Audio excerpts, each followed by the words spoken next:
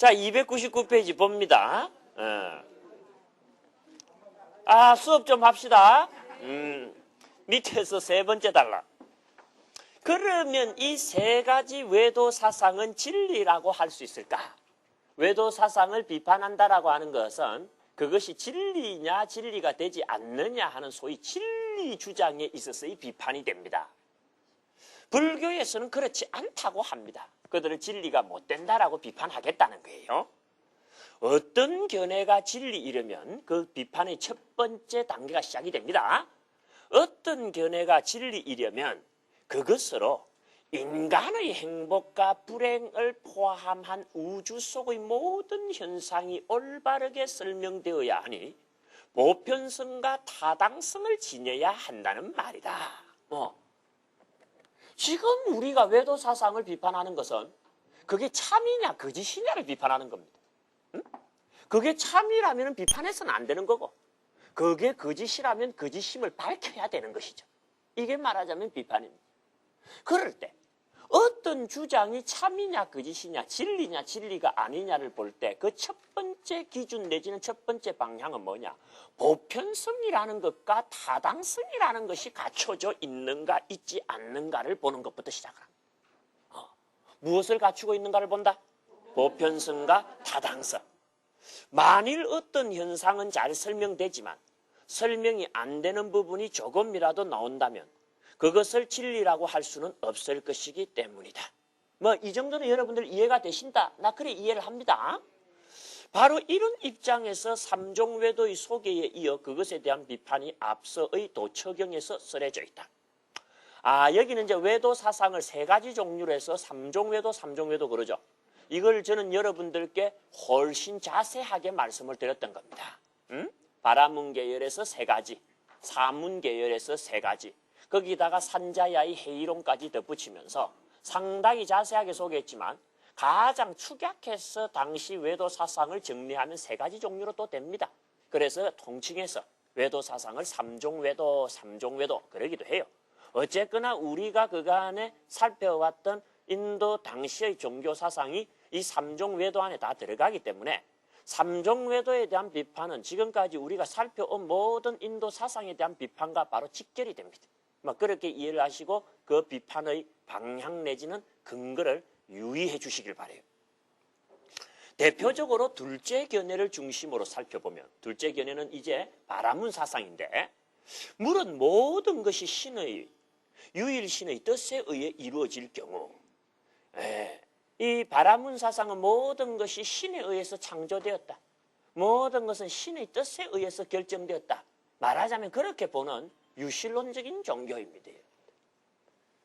그런 유실론적인 종교의 입장에서 해석을 한번 해본다면 모든 것이 유일신의 뜻에 의해 이루어질 경우 인간이 죄를 지을 때 그 죄의 책임은 누구에게 물어야 할까? 그것은 당연히 신의 책임으로 돌려야 한다. 이런 문제가 발생한다. 왜냐? 그 죄도 신의 뜻에 의해 지어졌다고 해야 하기 때문에. 그러면서도 인간에게 죄가 있다는 것은 분명 모순이다. 요 간단하게 지적을 했습니다만은 이 유실론적인 종교뿐만 아니라 사문 사상에 대해서도 이런 측면의 지적은 굉장히 파괴력이 있습니다, 여러분들. 예컨대 모든 것이 운명에 의해서 결정이 되었다. 자이니즘은 그렇게 말한 셈입니다. 맞습니까? 틀립니까? 지바와 푸드갈라가 붙었다 떨어져 하면서 그 업의 세력이 이 생에 넘어와서 일종의 숙명이 된다 그랬어요. 그래서 이 생에 우리가 잘 살거나 못 살거나 잘하거나 못하거나 그건 다 전생에 지은 수급에 의한 숙명이라 그래서. 그럼 우리가 이 생에서 죄를 지었다 하더라도 그건 무엇 때문에 죄 지은 겁니까? 수급 때문에 죄 지은 거예요. 그래 안 그래? 우리가 이 생에서 잘했다 하더라도 그건 무엇 때문에 잘한 겁니까? 숙명 때문에 잘한 거야. 그러면은 잘못한 죄를 지으면 그 죄의 책임을 숙명에게 물어야지 당사자에게 묻기는 어려워지지 않느냐. 그런 말 할 수 있습니까? 없습니까? 할 수 있게 되죠. 또 로카야타나 아지위카는 뭡니까? 우리에게 의지라는 게 없다 그랬어. 그러다 보니까 어떻게 됐습니까? 지수화풍이나 고랑명과 같은 물질이 붙었다 떨어졌다 보면은 어떨 때는 잘하기도 하고 어떨 때는 못하기도 한다 그랬어. 그 못하기도 하는 과정에 뭐도 있다? 죄를 짓기도 해. 그거는 죄를 지을 구성 요소들이 붙다 보니까 죄를 지은 거지. 지가 뭐 꼭 죄 짓고 싶어서 죄 지은 거는 아니다. 이래 돼. 그러면 죄의 책임을 정당하게 물을 수 있습니까? 없습니까? 없어진다 이거야. 없어진다 이거. 이 문제는요 상당히 쓸만한 지적입니다. 외도 비판의 첫 번째 국면은 죄악과 의지라고 하는 걸 가지고 진행이 되고, 형태론적으로 보게 되면은 보편성과 뭐다? 타당성이라는 걸 가지고 진행이 됩니다. 하하하. 오늘 이 시간뿐이에요? 설명 들을 수 있는 시간은? 네. 그러니까 잘 됐네. 집에서 공부 좀 해야 되겠구만은요. 오늘 내가 핵심적인 이야기만 따다다다다다 던져갖고 세 가지 방향을 딱딱 끝낼 거야. 더욱이 교재에 있기 때문에 책은 기본적으로 몇 번 읽어라? 난 미안해서 내 같으면 그거 물어도 답을 안 하겠어. 20번 읽었어요? 아이고, 3번씩이나. 여기 이 동네는 3번 읽으면 아이고 그래야 돼. 뭐 열심히 있는 분도 계실 줄 압니다만은. 이 죄악의 문제와 의지의 문제에 있어갖고 신을 중심으로 한 종교나 또는 운명을 중심으로 한 종교나 우연을 중심으로 한 모든 종교들이 적절한 설명을 해내지 못합니다. 왜? 우리가 죄를 지었을 때, 이 죄를 지었을 때 내가 지었느냐 신이 지었느냐인 거죠. 우리가 죄를 지었을 때 운명적으로 지을 수밖에 없었던 것이냐 아니면 나에게 책임을 물을 수 있는 것이냐. 죄라고 하는 것에 대해서는 반드시 뭘 물어야 된다? 왜 죄의 책임을 물어야 되는 줄 압니까, 여러분들? 그래야지 죄로부터 세상을 건질 수가 있어. 맞습니까, 틀립니까? 죄를 지었는데 그 죄에 대한 책임을 묻지 않고 죄 지은 자에 대해서 처벌을 가하지 않는다면 이 세상에 범람하는 죄로부터 세상을 건질 또 다른 방법이 있습니까, 여러분들? 없어. 종교라는 게 뭐하러 세상에 있느냐, 이게. 사람들 행복하게 해주려고 있는 것이 꼭 불교의 목적이 아니라 종교의 목적이라 해도 과언이 아닙니다. 근데 이 세상 사람들이 왜 불행해집니까, 여러분들? 내 마음속에 번뇌 때문에도 불행해지만 내가 사회 속에서 다른 사람들에게 소위 뭘 짓기 때문에? 죄라는 것을 짓기 때문에 세상이 엄청 불행해집니다. 우리가 가정을 해보죠. 지금 이 주어진 세상 속에 어떤 사람도 죄라는 걸 짓지 않는다라고 생각해보세요. 어때요? 지금보다 살기가 훨씬 좋아질 거야. 여러분 그렇게 동의하지 않습니까? 죄들 많이 짓습니다. 감옥이 넘쳐나고 감옥이 미어터집니다. 그건 도처에서 중생들이 죄 지을 유혹에 빠지고 있고 실제 죄를 저지르고 있다는 거예요. 그럼 그 죄로부터 벗어나야 돼. 죄로부터 벗어나는 길이 뭐가 있겠느냐 이겁니다. 그 죄의 책임을 정당하게 물어서 처벌하라 이겁니다. 그리하여 그로부터 죄로부터 벗어나게 해주는 방법 외에는 생각해 보시면 다른 방법이 없습니다. 그런데 죄라고 하는 것을 저지른 자가 그 책임을 다하고 처벌을 받는 데는 가장 중요한 게 스스로가 죄를 지었음을 인정하는 게 필요합니다. 다시 말해서 처벌을 할 때 뭡니까? 내가 이 벌을 달게 받을 만한 나쁜 짓을 했습니다라는 걸 뭐 해야 된다? 인정을 해야 처벌이 의미가 있고 책임이 의미가 있고 죄로부터 세상을 건질 수 있어. 맞습니까? 틀립니까? 이게 굉장히 중요해요. 유영철입니까? 진짜 전 스토리 들어보니까 막 끔찍해요. 근데 이 유영철이한테도 변호사가 붙은 거야. 유영철이를 변호하겠다는 거야. 변호사가. 그래서 사람들이 천하 없는 시대의 살인자에게 무슨 온정을 베풀 게 있어서 당신 변호를 하느냐고. 그렇게 돈에 그냥 글신이 들렸냐고 하니까 변호사가 딱 손을 흔들면서 뭐랬지 압니까? 진정한 처벌은 죄인이 죄를 인정하는 것이야말로 진정한 처벌이기 때문에 나는 그로 하여금 그가 죄 지었음을 인정하게 하기 위해서 변호를 하기로 합니다. 딱 그. 여러분 그 소식 읽었습니까? 유영철이 알아요, 몰라요? 그 사람한테 변호사 붙었다는 거 알아요, 몰라요? 몰라요? 그럼 모르는 사람은 내가 안 물어보겠어. 유영철이에게 변호사가 붙었다는 걸 아는 사람은 각성해야 됩니다. 당연히 의문을 일으켜야지. 그런 놈한테 뭐하러 변호를 해? 그러면 왜 변호를 할까 궁금 안 해집니까? 돈 때문일까? 아니다. 그가 진정으로 죄지었음을 인정하게 하려고 제가 변호사로 붙었습니다라고. 야, 내 변호사 아무나 안 하는구나. 내가 그것을 알았어.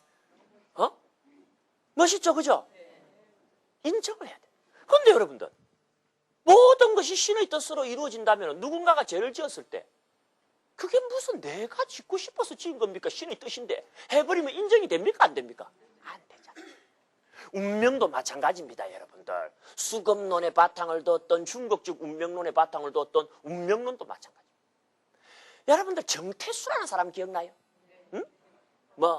이미 실명을 거론해야 되기 때문에 내가 실명을 거론하는데 저는 가급적이면 실명을 거론 안 하려고 애를 씁니다. 저는 현실감을 주기 위해서 실명을 거론하니까 이름표 왜 안 달았어요? 또 이름표를 또 안 달았네. 이제 끝날 때 되니까 안 다는 거예요? 원래 안 달았어요? 처음에만 조금 달았어요? 그럼 뭐하러 달았는데 처음에? 그럼 다 알았어요 이제? 좋아요. 이제 오늘 그거 이야기할 시간 없어. 이 정태수 씨가 여러분 알다시피 한보철강 부도내면서 IMF가 기아하고 한보철강이 사실은 뭡니까? 불지핀 거 아닙니까? 기아 자동차 부도나고 한보철강 부도나면서 나라가 일대 혼란에 빠져갖고 아직도 그 여파가 사라지지 않고 있어. 내 가까운 친척들은요 그때 직장에서 나가고 아직도 직장을 못 잡고 굉장히 곤혹스럽게 살아갑니다. 그런데 정태수 씨 나중에 국회 청문회 했습니다. 불러내갖고 국회의원들이 정태수 씨한테 불렀어. 휠체어 타고 이렇게 나왔더만. 당신이 일으킨 그 경제적 실수에 의해 가지고 대한민국 국민들이 이렇게 고통받고 있는 데 대해서 양심의 가책을 많이 받고 계시죠? 하고 물었어요. 반응이 없어 이 사람이. 그냥 이래 있어요. 아니 자기 죄를 자기가 모른단 말이요? 하고 물으니까 정태수 씨 뭐라는 줄 압니까? 그거 다 운명이에요. 이랬어. 자기 회사 부도난 것도 뭐다? 나라가 IMF에 떨어진 것도 뭐다? 자기라고 회사 부도내고 싶어서 부도냈냐는 거야. 말 맞죠? 그죠? 회사 부도내고 싶은 사람 누가 있었겠어? 지도 열심히 하려고 했다는 거야. 운이 안 따라주는데 어떡하느냐? 누가 우리나라 사람 치고 IMF에 들어가고 싶은 사람이 누가 있었느냐? 근데 들어갔습니까? 안 들어갔습니까? 운이 안 따라주다 보니 IMF 들어간 거예요. 운이 안 따라줘서 그래 된 걸 갖고 마치 내가 죄인인 것처럼 그러지 마쇼. 의원 나리들도 운 안 따라주면 어떻게 국회의원 됐겠어? 딱 이런 거야. 아무 말 못하고 쳐다보고 앉아있는 거야. 그 이야기는 뭡니까? 자기 죄를 자기가 시인하지 않는다는 소리입니다. 내가 잘못된 게 뭐 있냐? 운이 안 따라주다 보니 회사 부도나고 나도 피해자다 이겁니다. 세상에 그 사람하고 그 기아하고 그래 돼갖고 IMF 터져갖고 여러분들 아기는 엄마가 죽은 줄도 모르고 그죠? 그 옆에서 3일씩 굶어가면서 젖빨려 그러고 치매든 노모는 아들이 자살한 줄도 못 모르고 그 옆에서 일나라 반무라 그러고 나라가 나라 꼴이 아니었잖아요. 근데 우리나라 정치가들 그리고 지도자들 안 봐요. 누가 한 명이라도 나와갖고 진심으로 참여하면서 내 잘못입니다 하는 사람 있었어요? 없었어요? 이게 문제인 거야. 이게 이 나라가 죄로부터 구원받지 못하는 유일한 이유입니다, 여러분들. 우리 잘못할 수 있어요. 죄 지을 수 있습니다. 우리가 무슨 신입니까? 문제는 죄 짓고 난 뒤야. 부처님은 죄로부터 사하는 길은 다른 길이 없다. 네 가지 방법이 있다. 그래서 첫째, 인정해라. 둘째, 책임을 달게 받아라. 셋째, 다시는 그런 짓 안 하겠다고 다짐해라. 넷째, 다시 그런 짓 하지 마라. 그러면 너는 그 죄로부터 벗어난 것이냐. 부처인 내가 죄를 사할 권능이 있는 것도 아니고 죄를 사할 권능이 있는 신이 있다면 죄는 뭐하러 짓게 만들어? 처음부터 죄 짓지 말게 만들지. 말이 안 돼. 네가 실수했건 사악한 의도가 있었건 네가 죄 지은 거다 이 얘기. 그러나 죄 지었다고 거기서 주저앉으면 안 돼. 죄로부터 벗어나야 됩니다. 그래야 자신도 행복해지고 집단도 행복해져. 벗어나는 길은 뭐가? 먼저 스스로 죄 지었음을 뭐 해라? 인정해라.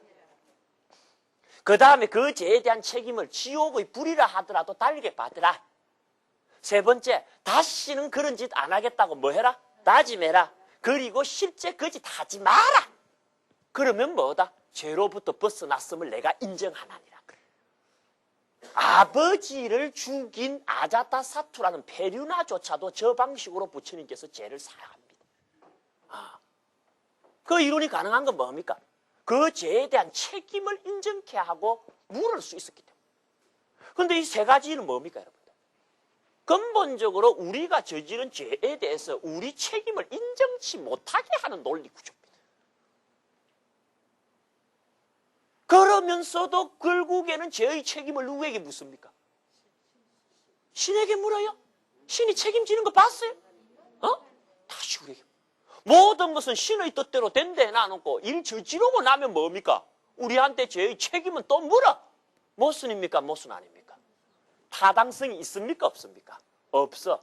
타당성이 없는 것이 한 군데라도 존재하면 보편성이 있습니까? 없습니까? 없어. 따라서 이런 이론들은 진리라고 할 수 있습니까? 없습니까? 없어. 이렇게 들어간 거야. 지금 우리가 이야기하는 게 뭡니까? 외도 사상의 계열과 그에 대한 비판의 세 가지 방향이 있다는 거 이야기를 하고 있죠? 그 첫 번째 방향이 뭐라 그랬습니까? 어떤 주장이 진리려면은 보편성과 타당성을 갖춰야 되는데, 예를 들어 제약과 의제의 문제에 있어서 그 세 가지 사상들은 뭘 갖추지 못하고 있다? 타당성도 보편성도 갖추고 있지 못하다. 따라서 그 종교 사상들은 진리다, 진리가 아니다, 진리가 아니다. 이렇게 지금 넘어가는 거예요. 왜 그렇게 정신이 없이 앉아있어요? 응? 도대체가 모르겠다 이거예요. 대개는 좀 모르겠다인데 도대체 모르겠다는 말은 무슨 말이에요? 도통 모르겠다 이 말이구만. 저 뒤에 가서 앉아. 왜 그래 앞에 앉아가고 분위기를 그렇게 다운시켜? 여러분 전체의 수준을 지금 대변한 겁니까? 그래 들어야 돼요? 제 앞에 앉은 사람이 저렇게 이야기할 때는 할 수 없는 거죠. 그죠? 그러나 알아듣는 사람은 알아들었을 거예요. 시험 쳐보면 알아요. 시험 쳐보면 알아요. 우리가 이 죄라고 하는 문제, 참 심각한 문제입니다. 여러분들이나 나도 죄 지을 수 있기 때문에. 그럴 때 기독교적인 논리는 절대 그 죄에서 우리를 건져주지 못합니다. 신의 용서를 기다려야 되거든. 그가 용서하지 못하면 뭡니까? 처벌받아야 됩니다. 근데 억울해. 왜 나로 하여금 죄 짓는 의지를 줘가지고 죄는 짓게 만들고 또 처벌하고 왜 쌩 난리냐 이게. 운명도 마찬가지예요. 그죠? 저지를 수밖에 없는 운명인데 난들 어떻게 해? 우리 법에 정상참작이라는 게 있습니까? 없습니까? 저 이론이니까 가면 모든 죄인을 정상참작해야 됩니다. 저 죄인이 죄 지은 것은 신의 뜻이기 때문이요. 저 죄인이 죄 지은 것은 운명이었기 때문이고, 저 죄인이 죄 지은 것 중에 어떨 때는 뭡니까? 우연히 죄 짓는가 있다. 우연히. 응? 지수와 풍이 어떻게 결합하다 보니까 죄 지을 구조로 결합해서 그래서 죄 지은 거다. 그래서 여러분들, 누굽니까? 누구 소설입니까? 까미입니까? 톨스토이입니까? 죄와 벌. 그렇지, 톨스토이지. 어떨 때 그런 거 헷갈려. 그러면은 그 전당포 노판지 죽이죠? 죽이고 왜 죽였냐니까 뭐라 그랬어요?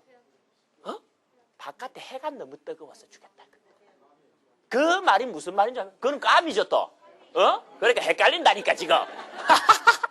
그래 어쨌든 그렇게 죽여놔놓고 뭐라 그럽니까? 바깥에 해가 너무 뜨거워서 죽였다 그래.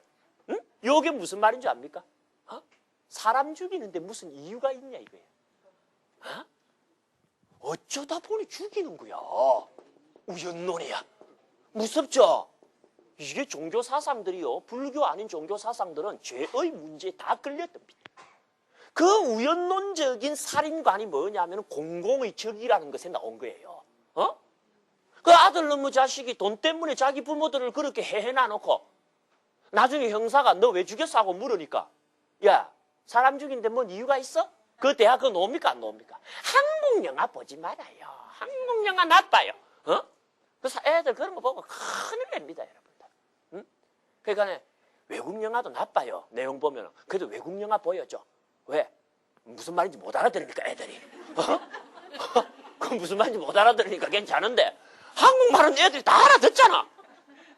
그거 되풀이 한다고, 이거.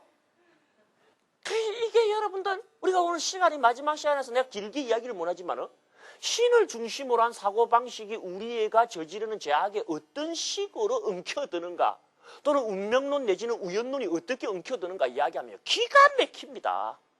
어? 그리고 되게 죄 짓는 사람들이요, 이런 데 의지하려고 그래요. 꼭 핑계 대려고 하는 겁니다. 어? 상황이 그럴 수밖에 없어서 그랬다. 다 이렇게 말하려고 해갖고 정상 참작해달라고 하는 거예요. 불교는 그게 아닙니다. 응? 네 죄를 네가 인정하고 달게 받는데 철두철미해라. 그것밖에 너를 건져줄 수 있는 길은 없다. 어? 아주 부처님은 엄격합니다. 어디 조금도 핑계 대게 한다 안 한다? 안 한다. 응? 그건 불교라는 종교는 궁극적으로 뭘 인정하기 때문이다? 자기 자신의 의지라는 걸 인정하기 때문에 네 의지로 저지른 일을 네가 거두지 않으면 누가 거두느냐는 논리가 성립합니까 안 합니까? 하지만 다른 종교는 한결같이 우리 인간이 지니고 있는 의지보다도 우선되는 제1원리가 신 또는 운명 또는 우연이 있기 때문에 논리적인 힘이 약한 거야, 이쪽이. 어? 그래서 죄악과 처벌의 문제에 있어갖고 뭡니까?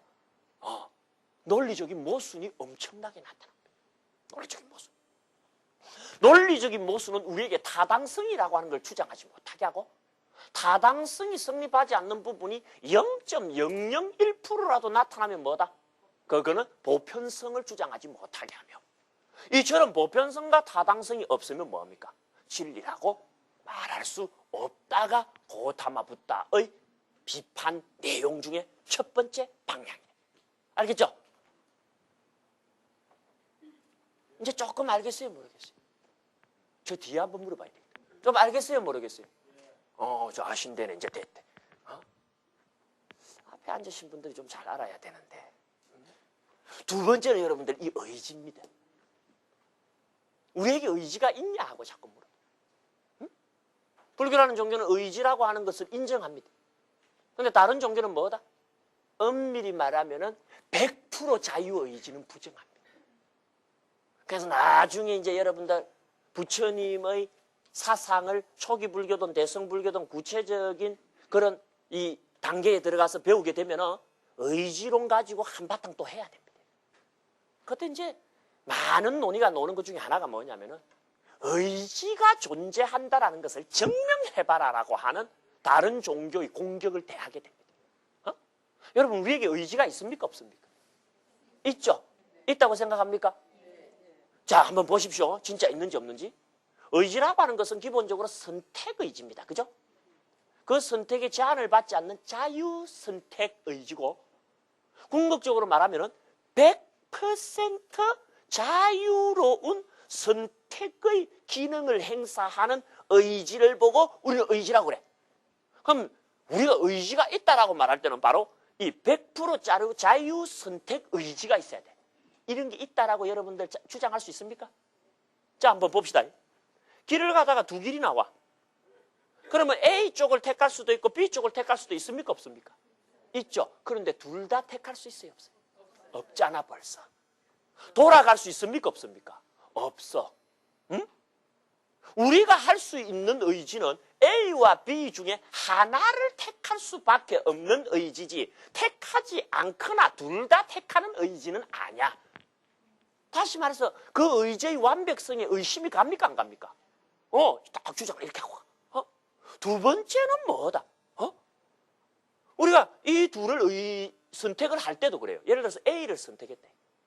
선택하기 전에는 A나 B나 선택할 수 있을 것 같았지만 결국 A를 선택하지 않았느냐는 거야. 응? 이게 교묘한 이 논리입니다, 여러분들. 여러분들 끝없이 선택하고 여기까지 오셨죠? 근데 여러분 가만히 생각해 보세요. 어떤 거부할 수 없는 힘에 이끌려갖고 여기로 결국 온 것이지, 그때마다 순수한 나의 100% 자유의지로 선택해서 온 거다라고 말하기 어려운데, 그런 장면들 있습니까, 없습니까? 나는 이 길로 가고 싶었는데 저 길로 갔고, 나는 이 사람과 만나서 살고 싶었는데 저 사람과 만났고, 그런 것이 우리들 인생 아닙니까?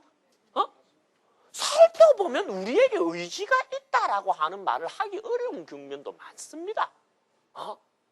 그게 나중에 굉장히 크게 문제가 돼요. 그러나 부처님 입장에서는 우리에게 의지가 있다라고 하는 것을 강력하게 주장하십니다. 부처님 보고 의지가 있다라는 것을 증명해봐라고 누가 이야기를 하니까 부처님께서 이런 식으로 답변하신 것 같아. 여러분들도 그렇게 이야기를 하면 될 줄 모르는데 의지가 있음을 증명해봐라 라고 하니까 부처님은 뭐라고 하셨다? 1 더하기 1이 2라는 것을 네가 증명한다면 의지가 있음도 증명해 줄게. 그래 놓으셨어. 자, 누가 1 더하기 1이 2라는 거 한번 증명해봐요. 문제가 성립합니까? 안 합니까? 응? 1 더하기 1은 2입니까? 1 더하기 1이 2라는 걸 증명해봐.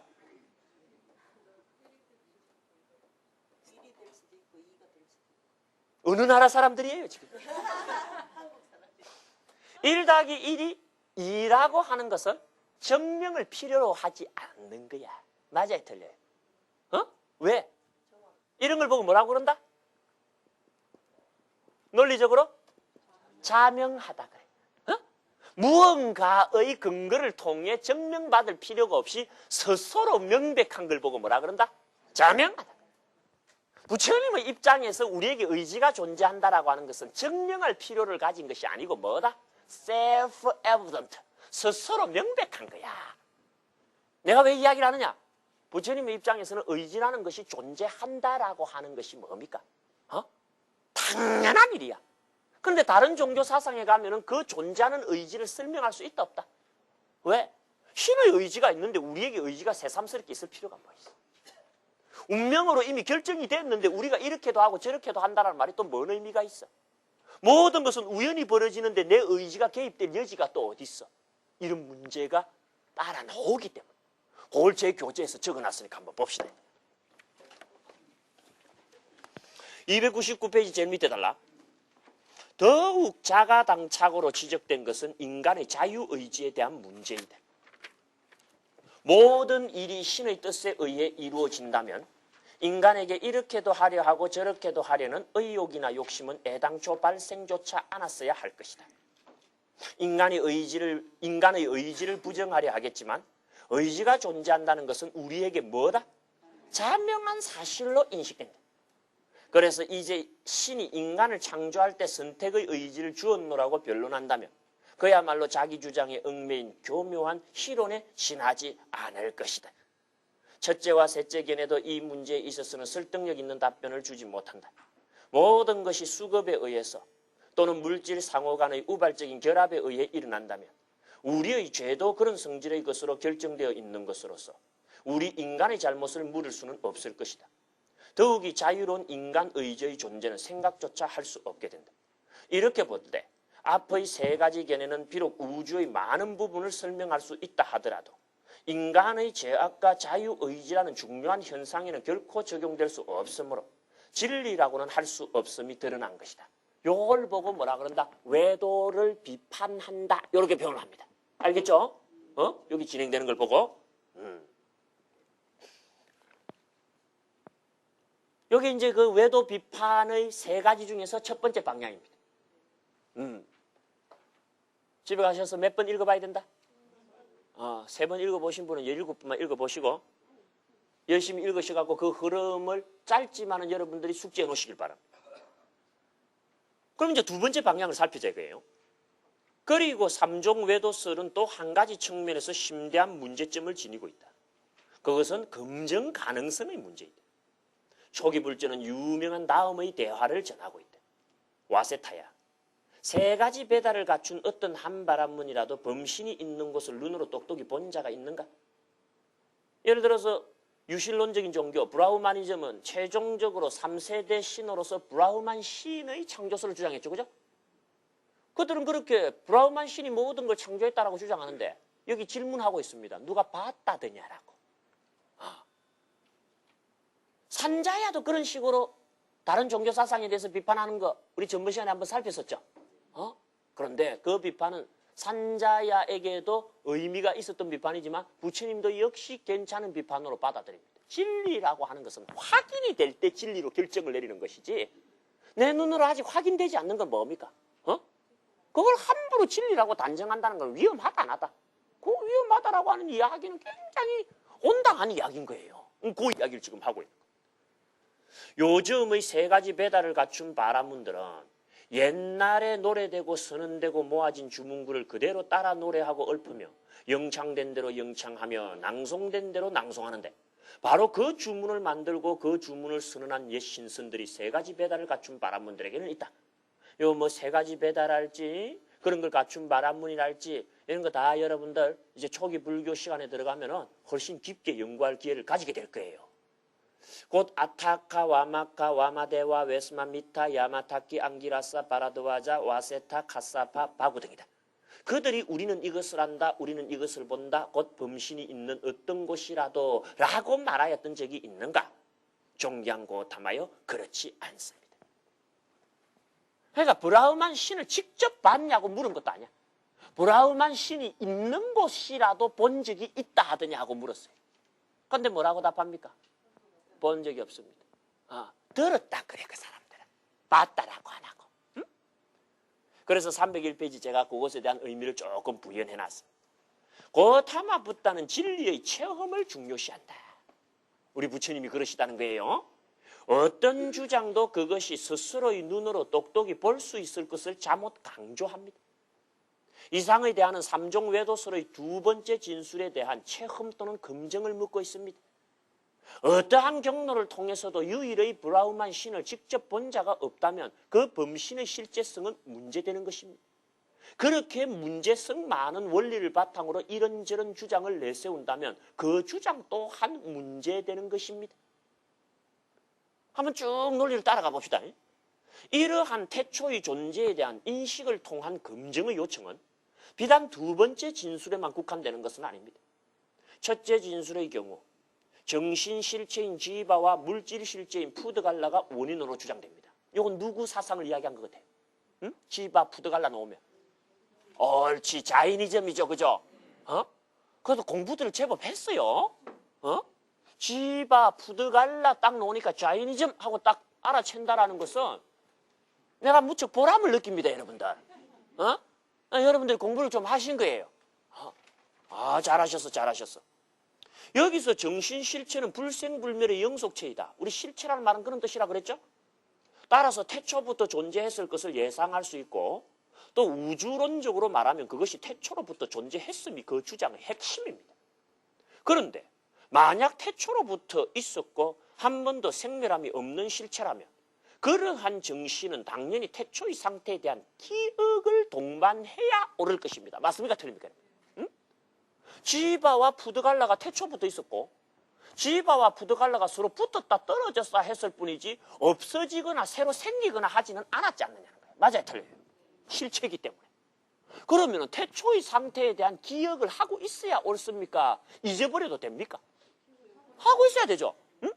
났다, 생겼다, 죽었다, 살았다 하면은 기억이 깨어질 줄은 모르지만 붙었다, 떨어졌다 하는 정도의 태초의 기억이 사라졌어야 되겠느냐 이거예요. 그런데 부처님이 그걸 딱 지적을 합니다. 그러나 어떤 누구도 태초에 대한 기억을 지니지 못하고 있다. 첫 번째 주장, 자이니즘의 중홍저인 니간타는 사실 모든 것을 알고 보며 빠진 것 없는 지견을 인정하고 가고 머물고 자고 깨고 하는 모든 때에 언제나 항상 지견이 일어나 있다라고 주장한다.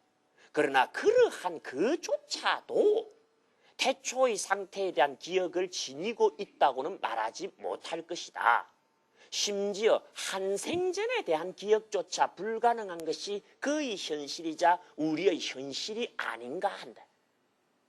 결국 첫째의 진술도 검증되지 않았고 검증될 수 없는 원리를 바탕으로 세워진 문제성 많은 주장이라고 할 수 있을 것이다. 세 번째 진술의 핵심인 물질적인 존재의 실체성도 마찬가지의 비판을 면할 수 없다. 요거는 대표적으로 로카야타입니다. 지수화풍으로 되어져 있다. 로카야타는 태초부터 뭐가 있었다? 지수화풍과 같은 물질적인 원소만이 있었다라고 이야기를 합니다. 하지만 네가 봤냐 이거야 그것도. 응? 네, 여기서 여러분들 아주 중요한 철학적 이 비판 논리 하나를 소개를 했는데 한번 유심히 봐주시길 바라요. 태초에 진실로 물질적인 요소부터 시작되었는지 그 이전에 정신과 물질 이전의 상태인 제3의 실태가 있었는지에 대해서 그들은 분명 똑똑히 본 바가 없는 것이다. 단지 현실의 관찰로부터 어색한 비약을 일삼고 있는 줄 모른다. 이렇게 해놨죠. 그죠? 요걸 요즘부터 논리로 이야기하자면은 물질은 물질에 대한 정보만을 가지고 있지, 지니고 있지, 물질에는 물질 이전에 대한 정보가 존재하지 않는다라고 표현합니다. 한번 따라해봐세요. 물질은 물질에 대한 정보만을 지니고 있지. 물질에는 물질 이전에 대한 정보가 존재하지 않는다. 그러니까 물질이라는 걸 우리가 살펴보면 물질에 대한 정보만 물질에 있지, 물질 스스로의 물질 이전에 대한 정보는 들어있다 안 들어있다? 안 들어있는 거야. 그러니까 물질만 보고 물질 이전이 있었는지 없었는지 확정지을 수 있다 없다? 없다는 거야. 근데 뭐 처음부터 물질이 있었다라고 단정하느냐라는 거야. 아, 이게요, 그쪽 사람들은요 그냥 주장하고 그냥 믿고 아닙니다. 한번 앉았다 그러면 맨날 며칠을 뭡니까? 깊은 명상 속에 잠겨갖고 그 어떤 주장의 진위 여부를 골똘히 사유하는 그런 문화적 환경을 갖고 있기 때문에 이런 데서 살아남는 주장들은요 만만치 않은 논리적인 배경을 다 갖고 있는 거예요. 그래서 연구해 볼 만한 외도 비판의 두 번째 국면을 여러분들께 소개를 한 거예요. 태초의 존재에 대한 불인식이지. 태초의 존재를 누가 보고 그렇게 주장하나. 자, 보세요 여러분들. 외도 사상의 계열에는 첫째, 브라흐마니즘 계열이 있었죠. 그래요 안 그래요? 브라흐마니즘 계열에는 크게 세 단계의 신학적 흐름을 지적하면 됩니다. 첫 번째가 누굽니까? 비슈와 카르만. 두 번째가 누구였습니까? 프라자파티. 세 번째가 누구였습니까? 브라흐만이라는 신이었지. 맞아요, 틀려요, 여러분들. 그 다음에 슈라마니즘에서는 뭡니까? 역시 세 가지 사상 계열이 있었죠. 처음이 뭐였어요? 로카야타. 두 번째가 뭐였어요? 아지위카. 두 번째가 뭐였어요? 자이니즘. 그렇죠? 이 두 가지 계열을 한꺼번에 무너뜨린 것처럼 보였던 게 뭐다? 산자야의 헤이론인데 이 헤이론을 부처님께서는 한 방에 또 무너뜨리시죠. 그 무너뜨리는 방법이 무언가 여러분 보고 알아라 그랬던 거야.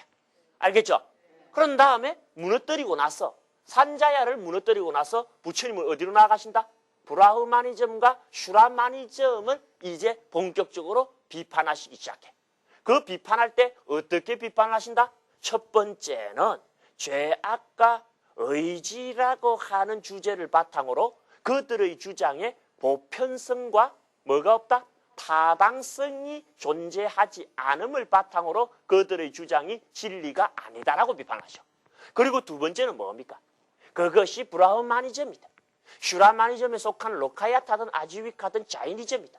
그 어떤 이론도 태초의 존재를 직접 봤다고 한다, 못 봤다고 한다. 태초의 존재를 직접 인식하지는 뭐다? 못했다는 것 아니냐 이거야.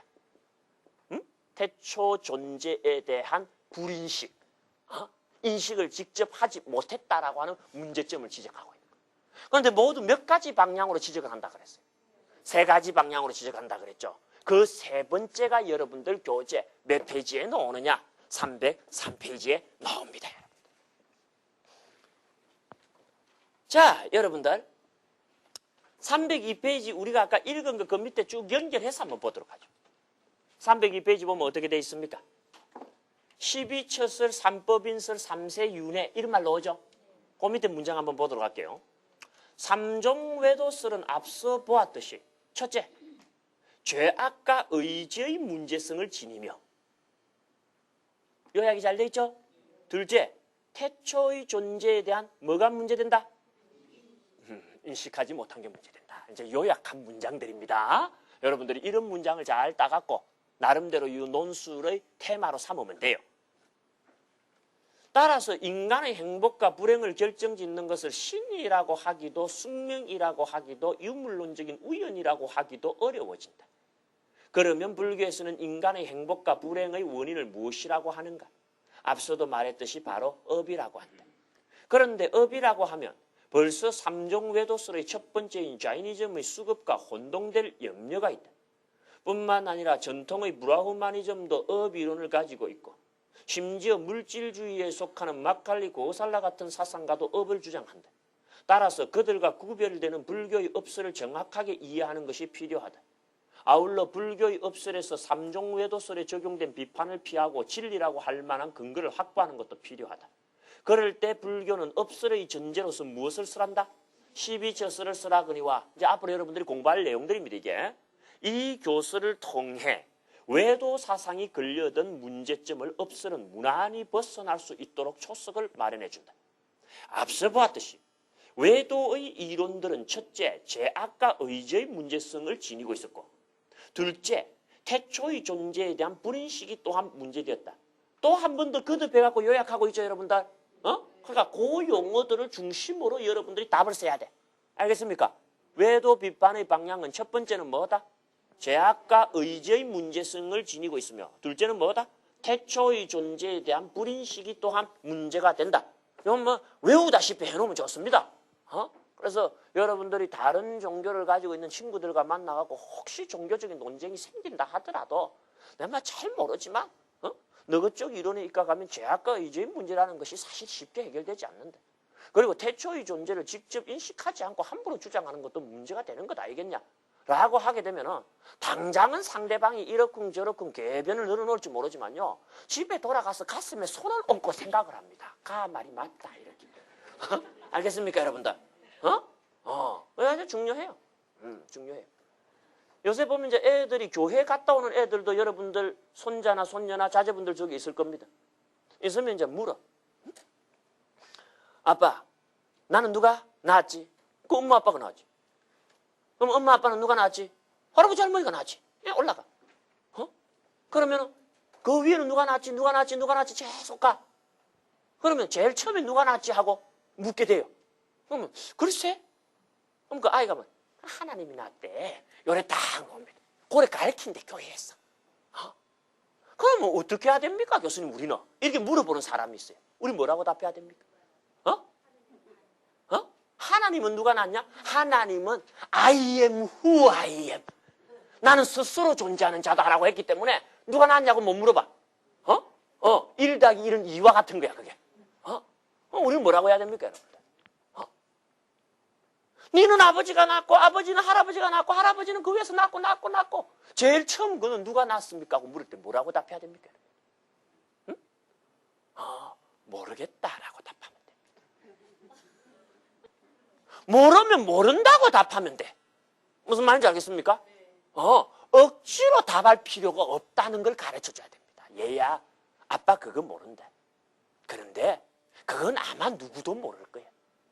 그걸 누구다라고 이야기하는 것에 오히려 문제가 있을 수 있어. 얘야, 모르는 것은 모른다라고 말할 줄도 알아야 된다. 최소한 모르는 줄은 아는 것이지만 뭐라고 주장하는 것은 뭐다? 모르는 줄도 모르는 게 된다. 이게 무슨 말이냐면요. 맞는 말은요. 우선은 그게 인정을 못 받더라도 그게 결국에는 빛을 봅니다, 여러분들. 그러니까 막 언변에 있어갖고 여러분이 딸릴 줄 모르고 뭐 이런저런 사례를 끄집어내는 데 있어갖고 여러분들이 뒤질 줄 모르지만 골자와 맥과 핵심을 잡아라 이거야. 죄악과 의지의 문제가 있고 태초의 존재를 보지 못했지 않았느냐. 딱 하고 나면은요 별소리를 다 이거 집에 돌아가면요 어쩐지 허전해져 있어 그 사람. 알겠습니까 여러분들? 그리고 다음부터 여러분들에게 그와 같은 대화로 여러분들을 뭐 한다? 고충스럽게 하진 않을 거예요. 그 두 가지가 그렇게 돼. 하나가 더 있어. 하나가 돼 있어. 그 하나가 뭐냐?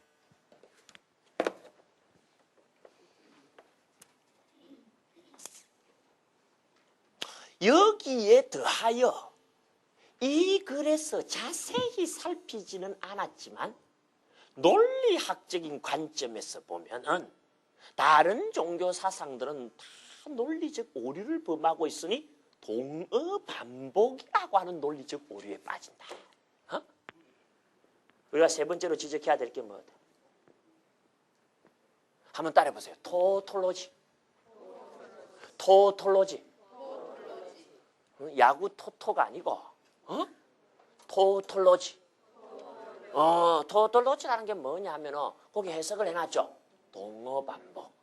한 이야기 또 한다 이 말이. 같은 이야기 또 한다 이 말. 이게 무슨 말이냐? 그 밑에 설명부터 우리가 조금 읽어보고 제가 설명을 좀 더 붙여볼게요.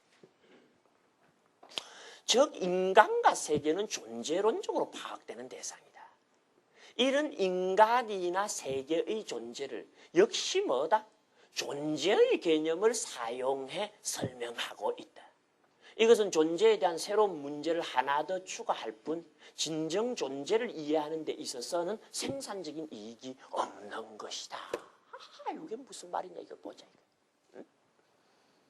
지금 종교라고 하는 것은 우리 인생을 포함한 이 온 우주를 설명할 수 있는 하나의 원리를 주장하는 게 종교입니다.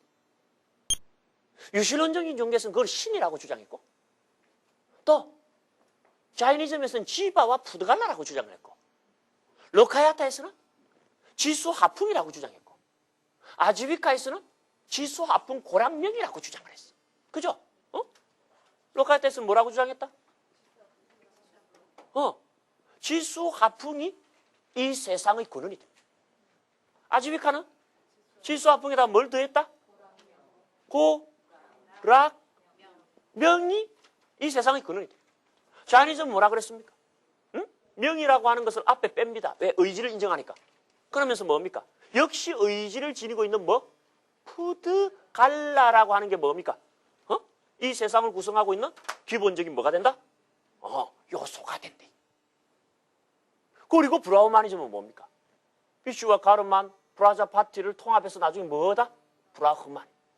자, 이게 질문이 뭐냐면은 종교의 질문은 뭐다?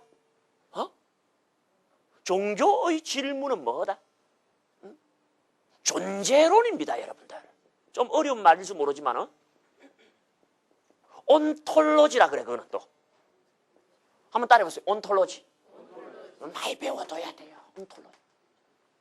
무엇이 진짜로 존재하는 것이며 어떤 존재가 이 세상을 구성하고 있는 근본 존재인가? 존재라고 하는 주제에 종교적인 일체의 관심이 집중되는 거야. 그럴 때게 이 세상이라는 존재는 어떻게 구성된 것이야? 내지는 이 세상이라는 존재를 어떻게 이해해야 될까? 또는 존재란 도대체 무엇일까? 여러분이나 나라는 존재, 또는 우리가 밖에서 보거나 안에서 보는 우리가 경험하는 정신적, 물질적 일체의 존재란 도대체 어떤 것일까 하고 질문했죠. 질문을 했을 때 이 종교들, 이 사상들은 뭐라고 답을 했는지 압니까? 존재다 이렇게 답변을 했어요. 무슨 말인지 알겠습니까? 존재라는 게 도대체 뭐요? 하고 물으니까 존재다라고 답을 한 거야. 똑같은 말 두 번 되풀이한 겁니까? 아니면 딴 말 한 것 같습니까? 존재가 뭐냐고 물었는데 존재라고 답했으니까 뭐예요? 똑같은 말이지. 물론 천삼라지만상의 일체 존재가 브라흐만에서 비롯되었다라고 하니까 설명이 마치 된 것 같죠?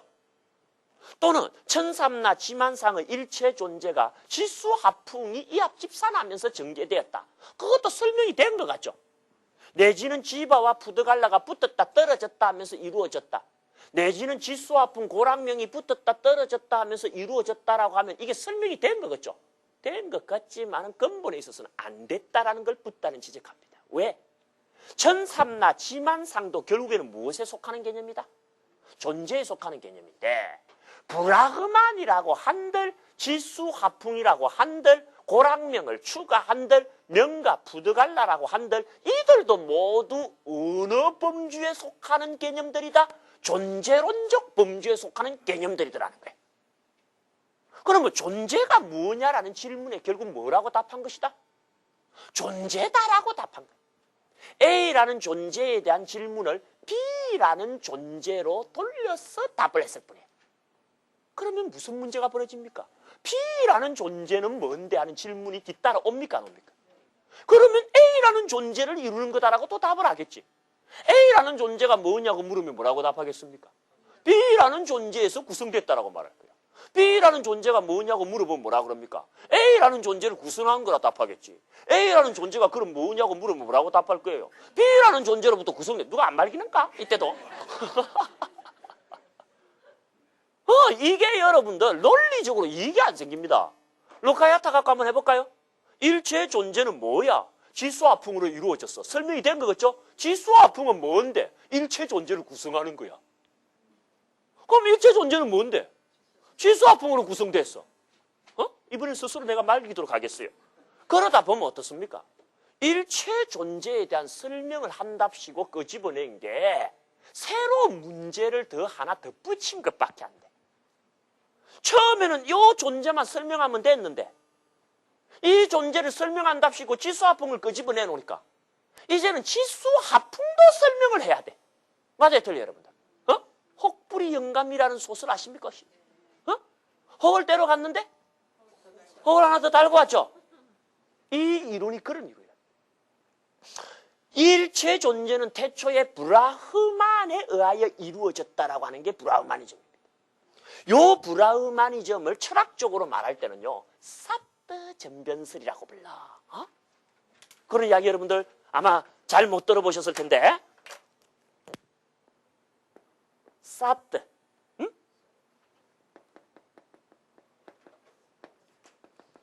전변설. 한번 따라해보세요. 사트 전변설. 브라흐만의 세상 창조의 이론을 다른 말로 뭐라고 표현한다? 사트 전변설. 사트라고 하는 것이 구르고 변하면서 세상이 이루어졌다. 그러니까 브라흐만이라고 하는 남성적인 신화론적인 이름을 철학적으로는 뭐라고 부르고 있다? 사트. 이렇게 부르고 있어. 사트. 신격화시켜서 부를 때는 우주의 근원을 브라흐만 이래 부르는데 철학적인 원리로 부를 때는 우주의 근원인 브라흐만을 뭐라고 부른다? 사트하고 불러. 이 사트가 무슨 말인 줄 압니까? 존재라는 말이야. 사트라는 말이, 인도말 사트라는 말이 우리말로 바꾸면 뭐다? 존재야. 그러니까 뭡니까? 일체 존재는 어떻게 구성된 겁니까? 존재가 구르다 보니 존재가 된 거다라고 이야기합니다. 벌써 말이 이상하다는 느낌이 듭니까? 안 됩니까? 존재를 뭘로 설명한 것에 불과하다? 존재로 설명한 거죠. 그래서 아까 하나님은 누가 낳았느냐라는 질문할 때에 하나님에 대해서 제가 영어로 뭐라고 표현했습니까? I am. 하나님 당신은 누굽니까? 하고 물으니까 뭐라고 답했다? I am. Who I am. 나는 내 스스로 존재하는 자다. 뭐 하는 자다? 존재하는 자다.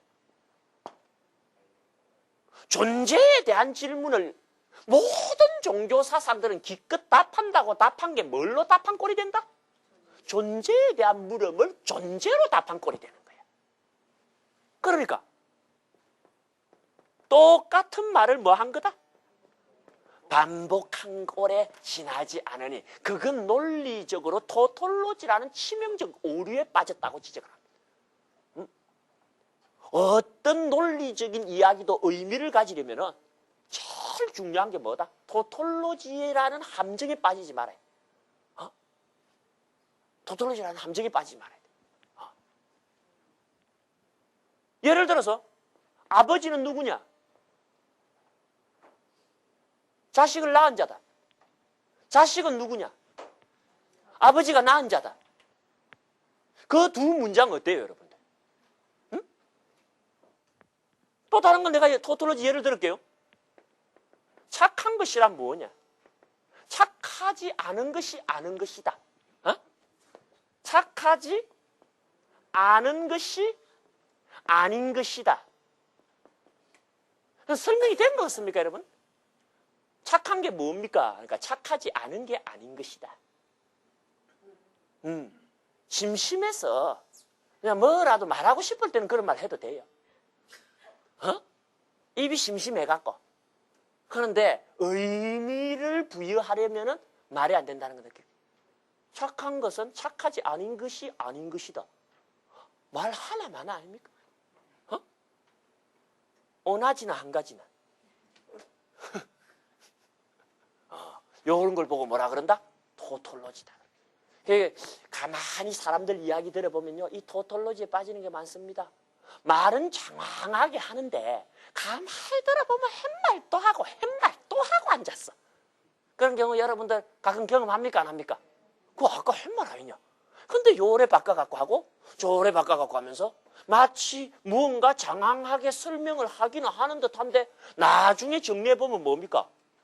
그 말이야. 남은 게 없어. 이게 문화에도 그런 차이가 많습니다.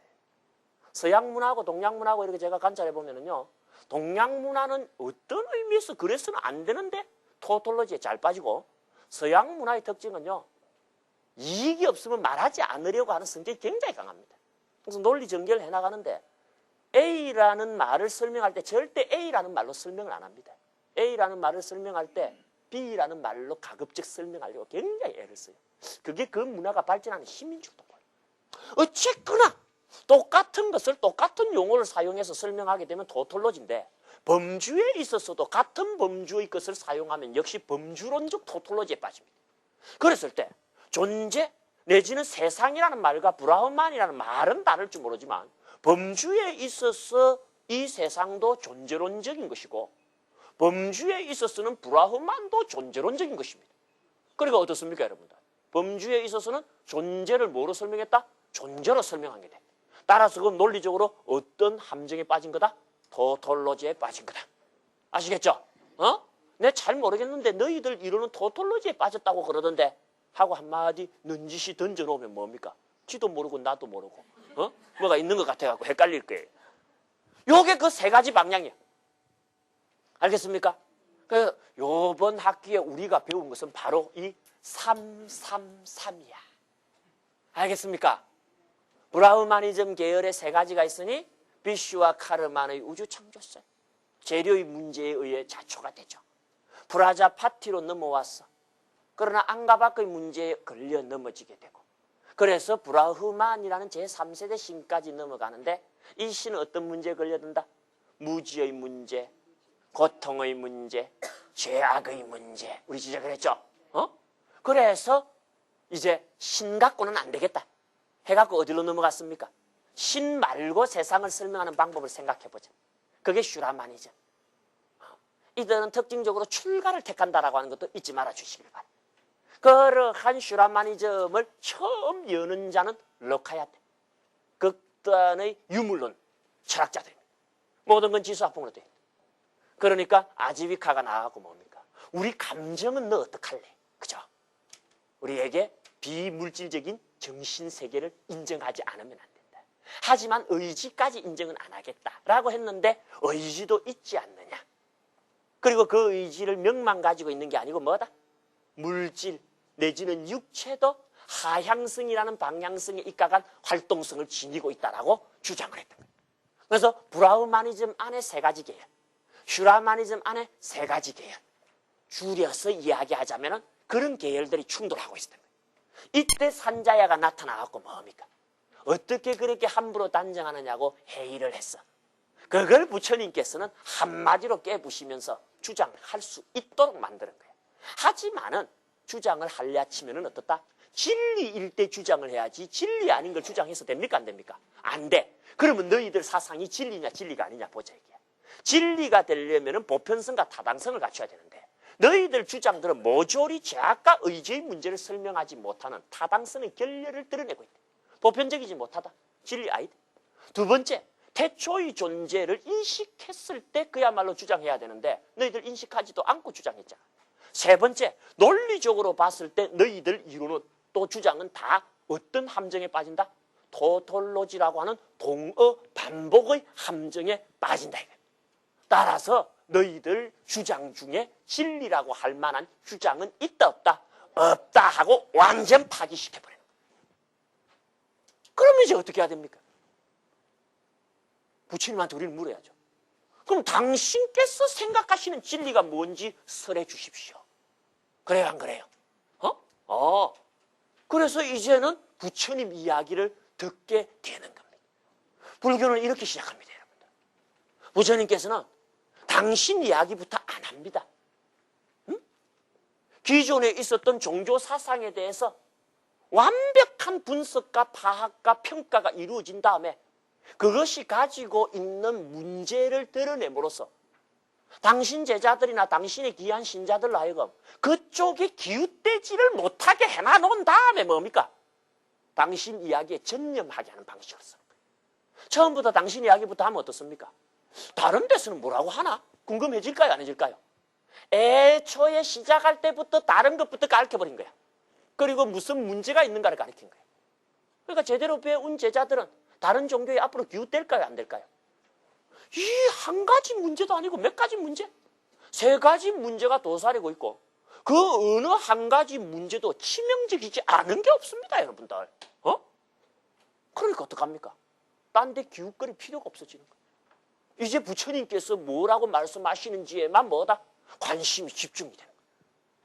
내가 부처님과 같은 그런 언변이 없어서 여러분들께 충분히 말씀을 못 드렸습니다만 취지는 대강 그러한 것입니다. 아시겠죠, 여러분들?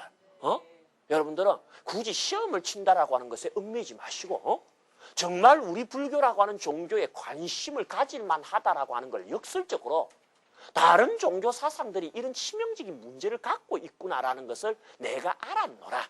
그러니 부처님 이야기를 좀 더 관심 있게 들어봐야 되겠구나. 이러한 뭐라 그럴까? 자세, 그런 수용하는 입장, 이것이 여러분들의 말하자면 뭐 시험지면 시험지에 드러나면 되는 겁니다. 아시겠죠? 그리고 가급적이면 글자를 예쁘게 찍어주시고 우리는 상에 집착하기 때문에 글자가 이쁘고 안 이쁘고는 참 영향력을 크게 끼칩니다. 무슨 말인지 알겠죠? 기대하겠습니다, 여러분들. 그렇다고 못 쓰는 글자 억지로 이쁘게 쓰려고 하지 마시고 중요한 거는 내용이니까 잘 쓰셔가지고 여러분들 좋은 성과가 있기를 바랍니다. 아시겠죠? 네. 한 학기 강의 경청해 주셔서 대단히 감사합니다.